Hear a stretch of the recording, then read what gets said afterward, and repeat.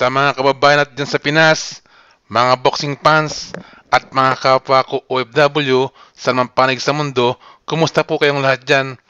Ito na ang gusto kong i-share sa inyo ngayong araw. Huling boksingero na tumalo kay Floyd Mayweather dahil sa mas malalim na experience sa boxing, katulad ng mga nakalabang Cuban, German at mga Olympic champion. Pinaglaruan lang daw nitong si Serapim Todorov ang Amerikanong boksingero na si Floyd Mayweather Jr. sa featherweight semifinal match sa 1996 Atlanta Olympics at tinalo ito. At iyon ang huling pagkatalo ni Floyd Mayweather Jr. sa boxing ring. Ilang buwan ang makalipas pagkatapos ng laban niya dito kay Todorov, nag-turn professional na si Mayweather na nagresulta ng sunod-sunod na panalo at kumita na si Mayweather ng milyon-milyong dolyar. Si Serapim Todorov ang nagrepresent sa bansang Bulgaria sa 1996 Atlanta Olympic Games para sa boxing. Ayon kay Todorov, siya daw ay matalino at magandang panoorin sa boxing ring. Si Todorov, bago pa man makasagupa ni Mayweather, ay dati ng 3-time World Boxing Champion at 2-time European Champion sa amateur. Matindi talaga itong si Todorov. Noong 1996 Atlanta Olympics, nagtraining lang siya ng 3 linggo na usually ang mga Olympian, buwan o taon ang inuubos sa training. At sa 3 linggo na yon, madalas pa may break para mag-inom ito si Todorov. Bagamat magaling na boksingero, merong weakness itong si Todorov. Mahilig sa babae at alak. Ang kanyang coach ay pilit kinokontrol ang bisyo na ito ni Todorov, pero wala siyang magawa sa mga boxing competition dahil may kuntingang kapilyuhan itong si Todorov. Kahit na may sariling kwarto ang kanyang coach, natutulog ito sa room ni Todorov at nilalak ang pinto. Minsan daw lumabas sa room ang kanyang coach. Pagbalik niya, wala na si Todorov. Tumalon sa bintana. Saan nagpunta si Todorov?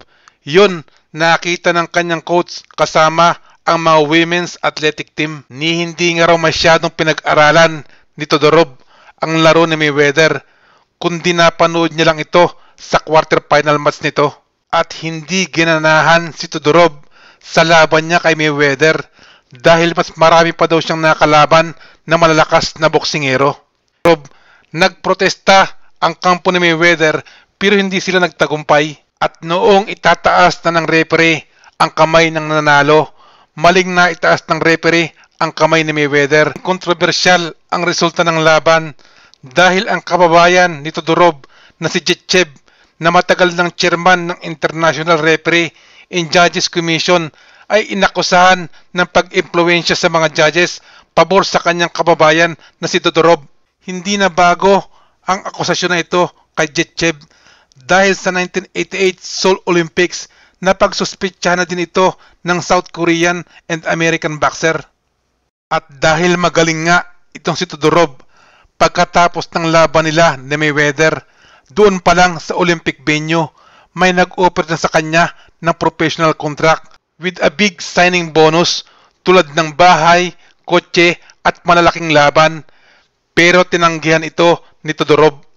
At pagkatapos tanggihan ni Todorov ang offer ng promoter, kitang-kita niya na lumipat ito at kinausap ang nooy 19 anyos na si Mayweather. Maaring nag-offer din ito ng tulad na inaalok kay Todorov. Pagkatapos talunin ni Todorov si Mayweather sa semifinal, makakaharap naman niya ang boksingero from Thailand na si Sumlok Kamsing para sa gold medal. Ayon kay Todorov, bago sila maglaban ng Thai boxer na si Kamsing, pinuntahan siya sa locker room ni Jetchev at sinabing, kung gusto mo manalo, i-knockout mo si Kamsing. Alam daw ni Jetchev na siya ay technical boxer at hindi siya si Mike Tyson, para daw malinaw na sinabi ni Jetchev na matatalo siya sa laban. Hindi daw dati ginagawa ni Jetchev ito. Bakit daw pinuntahan siya para sabihin yon? Itong Thai boxer na si Kamsing ay tinalo na ni Todorov sa maraming points sa pre-Olympic tournament. At nagkatotoo nga ang hula ni Todorov natalo siya ng Thai boxer na si Kamsing sa score na 8-5. Habang naghihintay si Todorov ng flight pa uwi, naglasing ito sa sama ng loob. Gusto niya mamatay sa kalasingan dahil pakiramdam niya pinagtaksilan siya. Ayon kay Todorov, nagbigay siya ng matinding karangalan sa boxing para sa kanyang bansang Bulgaria, pero sama lang ng loob ang napala niya. Habang papalapit na ang 1997 World Championship, nakipagkita siya sa Turkish Federation at tinanggap niya ang alok na lumaban siya sa lalim ng bansang Turkey. Hindi masyadong malaki ang offer sa kanya ng Turkey kumpara sa unang promoter, pero pinangakuan si Todorov na kung mananalo ng gold medal ay makakatanggap ng $1 million.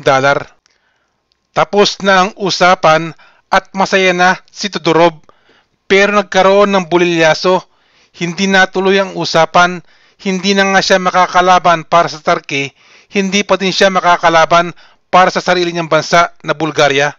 Parang gumuho ang pangarap nitong si Todorov. Noong mga panahon na yon, 28 years old lang si Todorov. Pwede pa sana siyang lumaban para sa World Championship or maging professional boxer. Pero iniwan niya ang boxing. Nagpalipat-lipat siya ng trabaho. Naging driver, nagtrabaho sa grocery store at nagtrabaho rin sa sausage factory.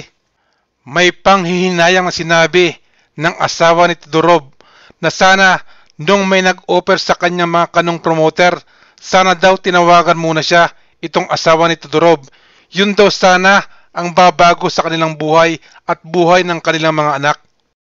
May kaunting hinanakit itong si Todorov dahil kahit natalo niya si Mayweather, naging maganda ang karir nito at kumita na maganda. Samantalang na siya na tumalo kay Floyd, sabi niya iniwala siyang flat screen TV.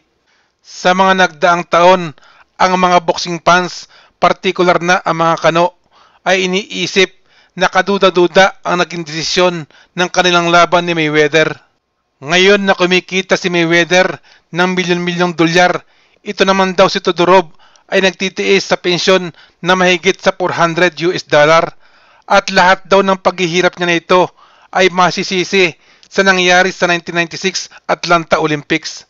Ang tao daw na tumalo kay Mayweather ay gumigising tuwing umaga na para siya pa ang natalo. So yan lamang po ang gusto kong i-share sa inyo ngayong araw sa mga kaibigan natin dyan sa Pinas, mga boxing fans at mga kapwa ko OFW na mataas ang aking respeto. Kung nagustuhan niyo po itong aking video, paki-like at kung po pwede rin po, mag-subscribe na rin po kayo. Maraming salamat po sa panonood nyo sa aking video.